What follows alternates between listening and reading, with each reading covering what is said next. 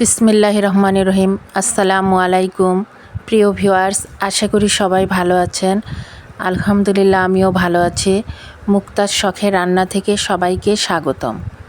তো আজকে আমি কাঁঠালের বিচি ভর্তা করব। এই রেসিপিটি আপনাদের সঙ্গে শেয়ার করব। আশা করি রেসিপিটি ভালো লাগবে। তো এখানে আমি কাঁঠালের বিচি নিয়েছি, এগুলো এখন আমি সিদ্ধ করে নিব। তো কাঁঠালের বিচিগুলো কড়াইতে দিয়ে পরিমাণ মতো পানি দিয়ে দিব।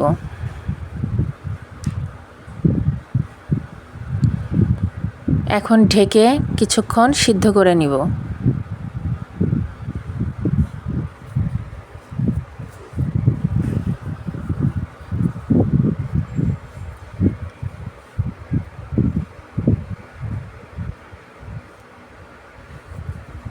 বিশ 30 মিনিট পরে ফিরে এলাম।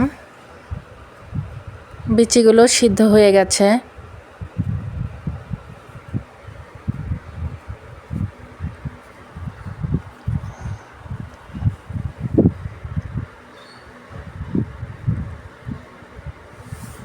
এখন এগুলো তুলে নিব।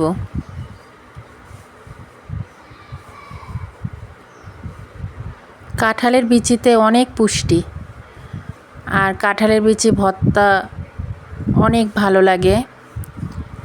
কাঁঠালের বিচি শুটকি দিয়েও ভালো লাগে, সব কিছুতেই ভালো লাগে। তো এখন তেল দিয়ে দিলাম, শুকনা মরিচ ভেজে নিব।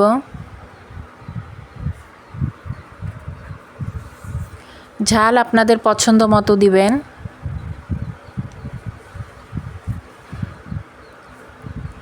মরিচগুলো একটু লাল লাল হয়ে গেলে এখানে আমি পেঁয়াজ দিয়ে দিব।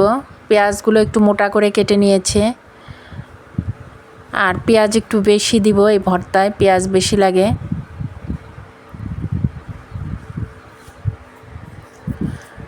কিছু রসুনের কোয়া দিয়ে দিব।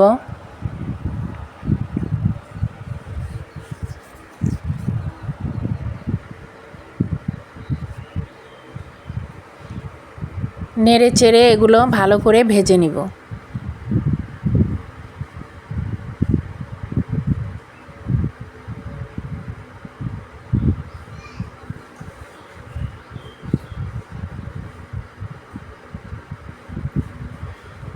তো ভাজা হয়ে গেছে, এখন নামিয়ে নিব।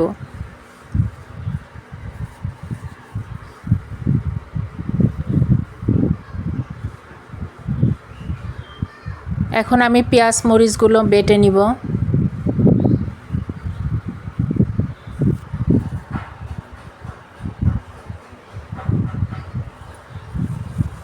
মরিচের বোটা ফেলে মরিচগুলো ভালো করে বেটে নিব পেঁয়াজের সঙ্গে।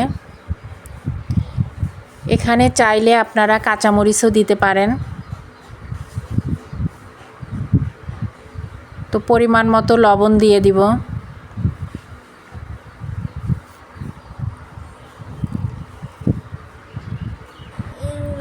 ঝাল আপনাদের পছন্দ মতো দিবেন। ঝাল বেশি খেলে মরিচ একটু বেশি দিবেন, ঝাল কম খেলে একটু কম দিবেন। এটা আপনাদের উপর নির্ভর করে।